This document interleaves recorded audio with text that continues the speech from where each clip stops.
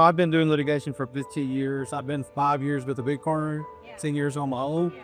I've been doing a little bit of basic estate planning, but it just reached a point where I knew I'm not doing litigation ever again. I will open a bakery or something, but not do this. And I don't want to spend another minute on this earth doing this. And I've been seeing your ads for 2 or 3 years. And then finally one day I was scrolling through, I had reached the point where I was looking for corporate jobs, and you were like sitting on a boat maybe, or Costa Rica or something, and you were extremely casual, and it was a live thing. I was like, well, I need to stop and just check this out, because we get marked. It's so many business things that, what's going to work. And I just stopped and listened to your, your business model, and it resonated with me because, like, I'm an empathetic person, and I'm heart-centered. Before I went to law school, that's the kind of person I was. And it's like I was changed into this, almost like professional wrestling. Like, you got to put on this alter ego to litigate. And I was always just pretending to be something that I really wasn't in order to do a good job.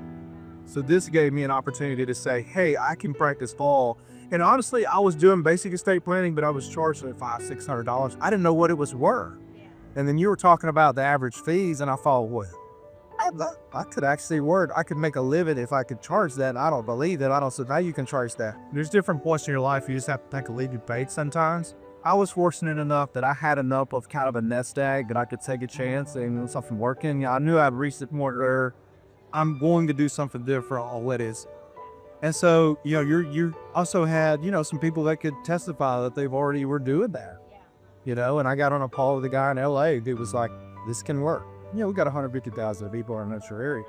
But and so I already had a little bit of background in it, and I thought, well, this could be scaled. So I went through the training and just, have kept believing and following the system, and it's continued to work.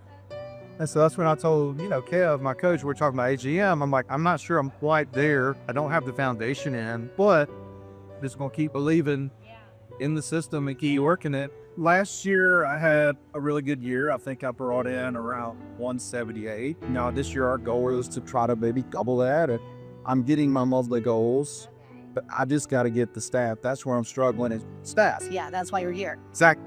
So if I can get the right people in place, I feel like I can meet my goal. The key thing that you said to me in that when I was listening is that, hey, this is not easy. You have to do the work. All of these other things that people are trying to sell you are like, oh, you do this, you're going to make all this money, and you're rich.